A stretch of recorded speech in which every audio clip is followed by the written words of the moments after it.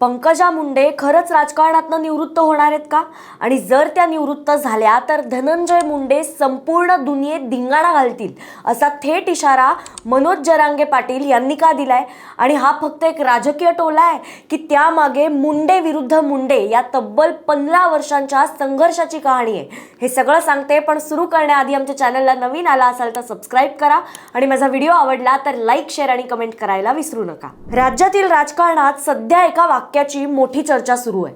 भाजप नेत्या आणि मंत्री पंकजा मुंडे यांनी एका कार्यक्रमात बोलताना राजकारणाचा कंटाळा आला असल्याचं सांगितलं. त्यांनी सांगितलं, रिटायर व्हावंसं वाटतं पण अजून वेळ आलेली नाहीये असं त्या म्हणाल्या. आता हे वक्तव्य समोर येताच राजकीय वर्तुळात अनेक चर्चांना सुरुवात झाली. पंकजा मुंडे खरंच सक्रिय राजकारणातून बाहेर पडणार आहेत का? आणि त्यांच्या या विधानाचा अर्थ नेमका काय आहे? अशा अनेक प्रश्नांची चर्चा सुरू झाली. आणि त्याच वेळेला मराठा आंदोलनाचे नेते मनोज जरांगे पाटील यांनी या वक्तव्यावरती जोरदार प्रतिक्रिया देत थेट धनंजय मुंडेंवरती निशाणा साधला. जरांगे म्हणाले, पंकजा मुंडे रिटायर झाल्या तर धनंजय मुंडे सगळ्या दुनियेत धिंगाणा घालतील. फक्त तुझ्यामुळे तुझ्या बहिणीलाही त्रास सहन करावा लागतो. आणि त्यांच्या याच वक्तव्यामुळे म्हणजेच तुझ्यामुळे बहिणीलाही त्रास सहन करावा लागतो असं त्यांनी म्हटल्यामुळे पुन्हा एकदा मुंडे विरुद्ध मुंडे संघर्ष हा चर्चेत आला. आता मी तुम्हाला आधी सांगते, मुंडे विरुद्ध मुंडे हा संघर्ष नेमका काय होता. पंकजा मुंडे आणि धनंजय मुंडे हे दोघेही दिवंगत भाजपचे ज्येष्ठ नेते गोपीनाथ मुंडे यांच्या कुटुंबातलेत. पंकजा मुंडे या गोपीनाथ मुंडेंच्या कन्या तर धनंजय मुंडे हे त्यांचे पुतणे आहेत.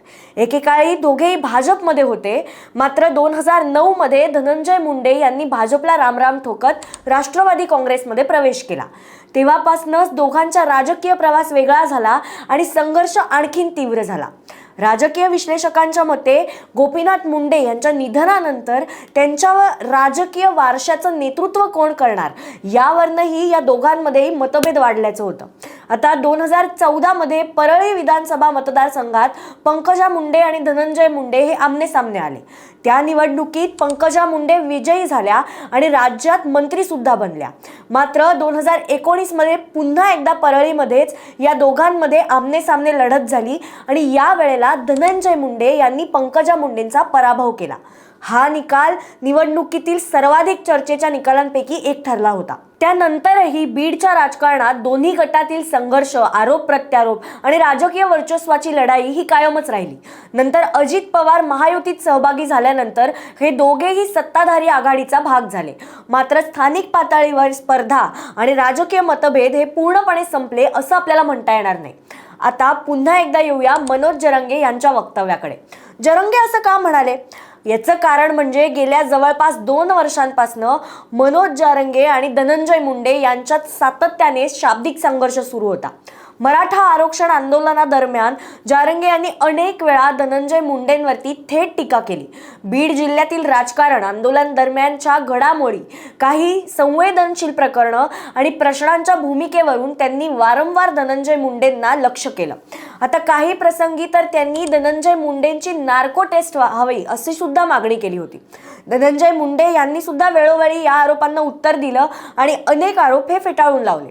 आता पंकजा मुंडे यांनी राजकारणातून निवृत्तीचा उल्लेख केल्यानंतर जरांगे यांनी त्यांचाच संदर्भ घेत त्या बाजूला झाल्या तर धनंजय मुंडेंना कोणताही राजकीय अडथळा उरणार नाही असा अर्थ सूचित करत त्यांच्यावरती निशाणा साधला. आणि म्हणूनच ते म्हणाले, पंकजा मुंडे जर रिटायर झाल्या तर धनंजय मुंडे सगळ्या दुनियेत धिंगाणा घालतील असं त्यांनी वक्तव्य केलं. पण पंकजा मुंडे खरंच राजकारण सोडतायत का? तर याचं उत्तर आहे नाही. कारण त्यांनी नंतर स्वतःच स्पष्ट केलं की त्यांनी भावनिक क्षणी हे वक्तव्य केलं होतं. सध्या निवृत्त होण्याचा कोणताही त्यांनी निर्णय घेतलेला नाही आणि त्या राजकारणात सक्रिय असणार आहेत असंही त्यांनी सांगितलं. आता या संपूर्ण घडामोडीकडे जर राजकीय विश्लेषकांच्या नजरेतून पाहिलं तर काही प्रश्न उपस्थित होतात. पंकजा मुंडे यांनी निवृत्तीचा उल्लेख नेमका आत्ताच का केला? कारण गेल्या काही वर्षात पंकजा मुंडे यांचं राजकीय स्थान हा चर्चेचा विषय होता. त्या जरी राज्यात मंत्रिमंडळात असल्या तरी त्यांच्याकडे समर्थकांकडून अनेकदा असा दावा केला गेला की त्यांच्या राजकीय वजनाच्या तुलनेत कमी प्रभावाचं खातं त्यांना मिळालंय. विरोधी पक्ष सुद्धा हा मुद्दा नेहमी उपस्थित करतच असतो. त्यामुळे राजकीय वर्तुळात असा प्रश्न विचारला जातोय की राजकीय प्रभाव कमी झाल्याची भावना किंवा अपेक्षित भूमिका न मिळाल्याची नाराजी या गोष्टी त्यांच्या वक्तव्याच्या मागे असू शकतात का? आता दुसरीकडे पाहायला गेलं तर धनंजय मुंडे यांच्याबाबतही परिस्थिती पूर्णपणे सोपी नाहीये. गेल्या काही महिन्यात त्यांचं नाव वादांमध्ये सतत आलेलं आहे. विरोधकांनी त्यांच्यावरती सातत्याने टीका केली आहे आणि या वादांचा त्यांच्या सार्वजनिक प्रतिमेवरती सुद्धा परिणाम झाल्याची चर्चा राजकीय वर्तुळात आहे.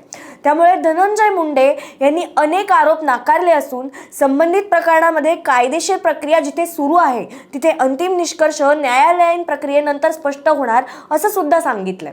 म्हणूनच राजकीय विश्लेषकांच्या मते त्यांच्या समोरही स्वतःची प्रतिमा आणि राजकीय विश्वासार्हता आणखीन मजबूत करण्याचं आव्हान आहे. पण मग आता या संपूर्ण प्रकरणातनं नेमका निष्कर्ष काय निघतो?